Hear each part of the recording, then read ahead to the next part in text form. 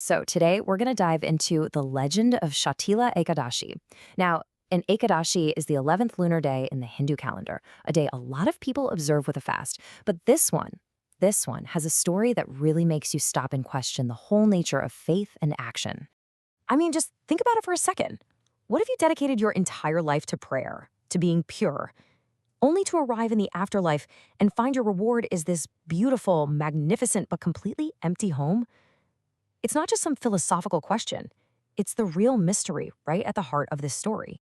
Our story kicks off, like so many great ones do, in ancient times, with a person whose incredible piety would lead her to a very, very strange paradox. We meet this Brahmini woman, and her devotion, well, it was truly the stuff of legend.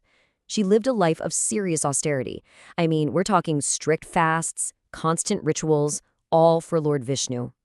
Her personal commitment was absolutely beyond question.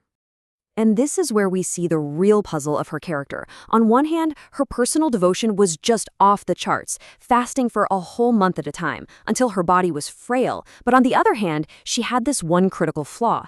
Even though she was wealthy, she never once donated food, never gave anything in charity. She was convinced that her own personal worship was all that mattered. Well, to show her exactly what she was missing, Lord Vishnu himself decided to step in. He disguised himself as a simple wandering beggar and showed up at her door asking for a little something to eat. And right here, this is the moment everything changes. She gets annoyed that her prayers were interrupted and refuses to give him any food. When the beggar asked again, she just lost it, scooped up a lump of dry mud from the ground and resentfully dropped it into his bowl. And that one single, bitter act, it would literally define her eternity. So, fast forward, her life on earth ends, and sure enough, all that devotion, it gets her a place in Vaikuntha, the heavenly realm. She's given this incredible palace, but when she walks inside, she's horrified. It was completely empty, no furniture, no riches, and worst of all, no food. Can you imagine? She was literally starving in her own personal paradise. Okay, so what gives? An empty palace? This is where we get the divine explanation, the piece of the puzzle that she was missing all along. Lord Vishnu lays it all out for her, plain and simple. Her palace was built from the one and only thing she ever gave in charity on earth, a lump of clay. Her actions had literally, physically constructed her reality in the afterlife. You see, the spiritual math, if you will, has two key parts. You've got vrata, that's all your personal stuff. The fasting, the rituals, that purifies your soul. And yeah, it gets you through the gates of heaven. But then there's dana, selfless charity. That's what sustains the world, and it's what furnishes your existence, both here and in the great beyond. One without the other is just incomplete. So the big lesson here is crystal clear, right? Personal devotion is fantastic, it's vital, but it's only half the story. Without compassion and charity for the people around you, spiritual practice is basically a solo act, and ultimately an empty one. But hey, the story doesn't just leave her starving in an empty palace. That's not the point.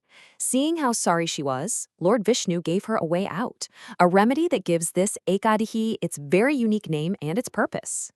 And the solution, it turns out, was hidden right in the name of the holiday itself, Śaṭṭilā. It comes from two Sanskrit words, Shat, which means 6, and Tila, which means sesame seeds.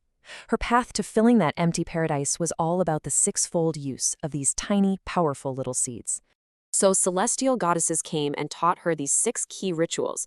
And this is really the heart of how you observe Śaṭṭilā Ekādaśī.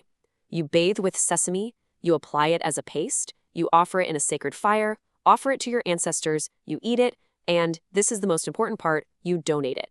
She did all of this, and boom, her palace was instantly filled with grains, wealth, everything she needed. Now that 5th step, tilbojan, actually eating sesame, is really interesting. In fact, this is the only Ekadashi all year where you're not just allowed to eat sesame seeds, you're actually encouraged to. And often it's in the form of these delicious sweets like sesame ladoos. And just to really drive home how powerful charity is on this day, get this. There's a belief that for every single sesame seed you donate, you earn 1,000 years of peace in the celestial realms. That's a lot. It's a beautiful way of showing how even a tiny act of giving can have this almost infinite ripple effect. All right, so that's the ancient story. But what does it mean for us today? How do people actually observe Śaṭṭilā Ekādaśī now? So if you're thinking about observing the fast in 2026, here are the dates to keep in mind. The main day is Wednesday, January 14th, and you break the fast, that's called Purana, the next morning. But here's what makes 2026 a really big deal. Śaṭṭilā Ekādaśī happens to follow on the exact same day as Māgha Sankranti. Now that is a rare and super powerful cosmic alignment.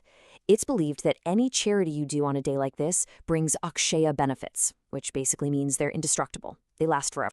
So when you boil it all down, what's the big takeaway from Śaṭṭilā Ekādaśī? It's all about that crucial balance between your own personal devotion and compassion for society. It gives us this beautiful ritual with 6 uses of sesame for purification. And most importantly, it reminds us that our actions on Earth, no matter how small they seem, literally create our reality in the great beyond. And that really leaves us with one final big question to chew on. This story gives us a pretty clear spiritual answer, but it's a question for everyone, isn't it?